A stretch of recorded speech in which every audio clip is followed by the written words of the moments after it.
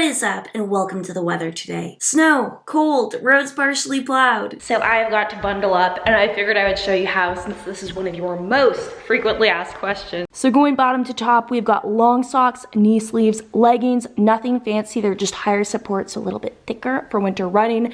Thermal shirt, windbreaker, high support sports bra, running vest, headband, hat, sunglasses. I'm a savage. Yeah. I didn't say it was cute. These are actually Jeff's glasses, but they're the only ones that actually stay on my face when I'm running, so this is what we're working with. The biggest key, at least for me, has been to dress in layers. I know it seems crazy when you first step outside, but you are going to overheat if you dress too warm. After the first couple miles, once you've warmed up, once you've gotten moving continuously, you are going to be sweating. Like, I'm actually already sweating, but it's this exact reason that I don't wear gloves. I know. We're gonna go. This is why I don't wear gloves on my runs. My hands get hot, they overheat. I don't really mind getting cold legs, but as I learned this lesson the hard way, my joints definitely do.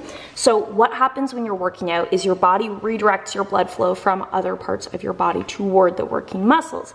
Normally, however, when we are in cold weather, our bodies go a little bit into survival mode and will redirect that blood flow to your core. So it's kind of like a tug of war for blood flow between your working muscles and joints, as well as the core of your body that your body tries to protect in cold or adverse environments. So the knee sleeves I've got on underneath my leggings aren't there so much so for support, but just to keep the knee joint warm, keep the blood flowing, keep the muscles happy, the soft tissues happy, all that jazz. Hello, hi. You're having a very big day. You have a lot to say today. Now I am kind of catfishing here. I don't run with makeup on because a couple weeks ago my eyebrows started breaking out and I'm like, who does that? The girl who leaves her eyebrows on. So it was me. I'm gonna take those off today, but Jeff is gonna help me get my run pack ready. While Jeff's filling the water, I'm gonna run you through exactly what I carry in my pack. So this is my running pack. Ooh, it's Nathan brand from a store called Mountain Equipment Co-op in Canada, but I believe you can get Nathan brand online as well. This straw is just like out here because we took the water bladder out, but I've tried all sorts of things for carrying my stuff while I'm running.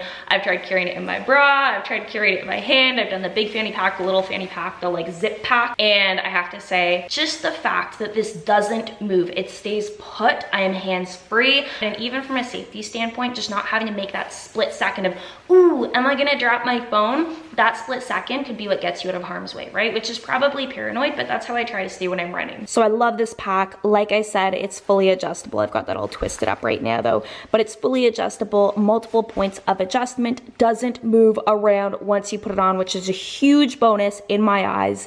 And there are a few key things that I put on here. Tissue, always, always, always. I don't pack Kleenex. I just take a couple folds of paper towel because it lasts longer, it absorbs more, and it doesn't tear when you're kind of like hacky blowing your nose on a run. Keys, mask, and ID. Poop bags, which if you don't run with a dog, hopefully you don't need. And Tums. This bag I have reused so many times, so it's kind of chalky. But this was a huge hit when I shared it on my Instagram stories, so I figured I'd explain it again here. I buy the Tums smoothies. They're literally, I don't eat them like candy, but you totally could. When I first started upping my mileage this year, I would get, out of nowhere, severe post-run nausea. I would feel good before my run, I would feel good during my run, and then I'd finish my run, I'd still feel good, and about 30 to 60 minutes after, when I got home, like clockwork, I would feel like if I ate anything, I was just gonna lose it immediately. Which was weird because most people experience nausea during their runs, especially during longer duration runs.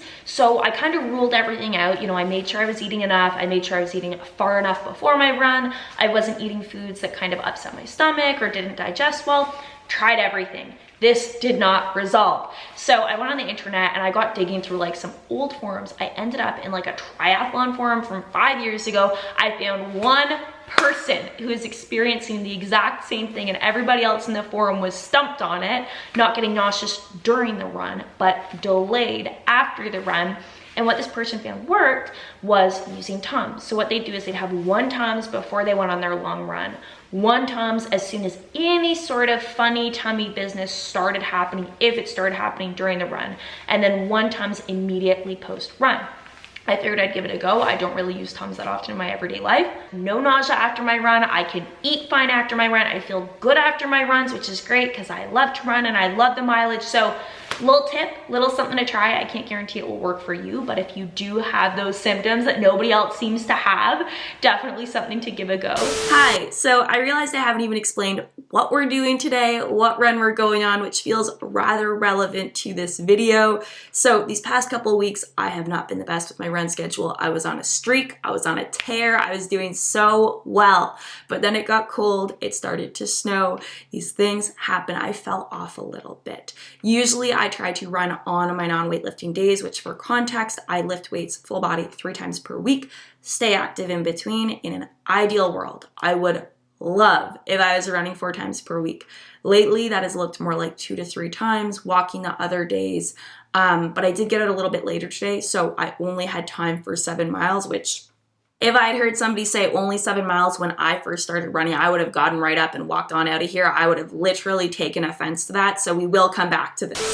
So I just finished my warm-up. Lately, I have been doing some jump rope and band activation in the garage, which if you'd like me to show that in a future video, just comment down below for my running warm-up routine, I guess. But now we are gearing up to go, and I realized I haven't shown you the shoes. What are those? So these are the shoes that I thought I was retiring earlier this year, but then the mud, rain, snow, slush, Canadian weather in all of its glory hit, and I did not want to take my new shoes outside. So I have been running in these. When I retired them, they were at about 400 miles, so there isn't a lot of support left, which isn't ideal. There is no sort of water or weather proofing, which I don't recommend.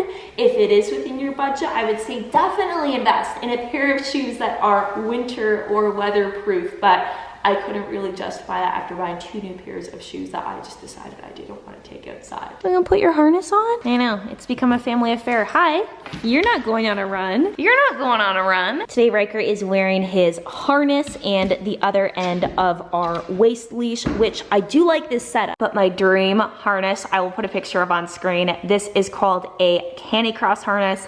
I'm not positive if that's how you say it, but the design is more similar to what they use in dog sledding, as well as a sport I didn't even know existed called Canicross. All right, so if you need to pause this video or after this video, search Canicross on YouTube, prepare to lose 3 hours of your time. Thank me later.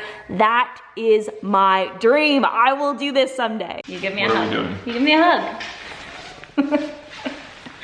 All right, we're off. So I remembered we're on the internet and it may be sketchy to post my running route on here. In the future, I'd love to drive out to some different areas, but for today, this very shaky footage of my feet will have to do. I did want to talk more about running though, since every time I post it to my Instagram, I get a ton of questions about what I do, how I do it, all that jazz. So I have been running on and off for about 3 years now. Before that, I had done, the fun run here, like a 5K there, but it was never really something that I trained for as running. I just kind of go out there, hope for the best, not really worry too much about it.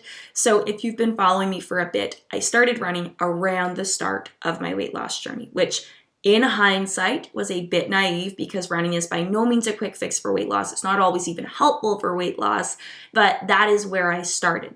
Now at the time, I considered myself fit because I was experienced in the gym. I've been going to the gym for several years. I could lift a lot of weight. However, when I could barely run 5 minutes without feeling like I was going to lose a lung, I was embarrassed. I was humbled by running, which is definitely why I didn't document the earlier stages of this journey. I stuck with it though, and I actually managed to get pretty fast the following year. Now, know that when I say fast, I am not an elite runner. You'd think we don't have to make these disclaimers, but being in the online space, seeing some of the DMs, some of the comments I have received, we have to make that disclaimer. I now measure in minutes per mile, but at the time I got up to a 4:35 minute per kilometer pace, which I believe roughly translates to a 7 to 8 minute mile. Problem was, I had no endurance base, no idea how to progress. I was going all out every run. I'm honestly lucky I didn't get injured, but I did seriously plateau. My progress completely dropped off. I wasn't able to run further. I wasn't able to run faster. And I got very, very discouraged because of course I felt like I was working so hard for no progress. I completely didn't get it. Flash forward to 2020. My running was not so consistent through 2019. I had some really good weeks and I had kind of missed running for 2 to 3 weeks at a time, so I didn't make any significant progress. But 2020 was going to be my year. I set a New Year's resolution. I did my research. I did my planning. I was feeling very positive and very optimistic about it, that I wasn't just going to run a 5K event in the summer. I was going to race it. I was going to follow a full training cycle, train smart, recover smart, like do all the right things to have a competitive time on a 5K. Obviously, that was not a thing this year, but it actually ended up being kind of a blessing in disguise. Running is a slow grind. You are not going to be running faster every session. You are not going to be running further every session. You are not going to feel like every time that you do a run, you're making forward progress in the same way that you might feel like you are in the gym. But that's kind of the point. Like, it's a completely different activity, and I had to completely shift my mindset to understand, like, you're literally, it's like saving money. You're putting your miles in the bank so you can build a base of endurance so you can actually attempt to run at faster speeds. Because if you're just running at a fast speed or at that base of endurance, you're going to be operating at a very high intensity and a very high effort level, which A, isn't going to create the adaptation that you need for endurance, and B, is going to only prolong your recovery, make it harder for you to recover between runs and any other sessions you have going on that week. Long story short, with no races on the horizon this year, I stopped doing any sort of speed training for running. I did no interval runs, no threshold training, and I switched entirely to long, easy runs and focusing on being really, really consistent with my full body ×3, actually doing my core work, actually doing my mobility work, doing the things that I knew would help me recover better, show up better, run stronger, run with better form, and like stay injury free so I could keep showing up, keep getting those miles in. That is it for today's video. If you enjoyed today's video, definitely shoot me a thumbs up and comment below what you want to know about running. I barely scratched the surface of what we could talk about, so let me know in the comments down below if there are more videos you'd like to see, more topics you'd like me to cover, all that jazz. Otherwise, thank you for watching, and I can't wait to see you in the next video.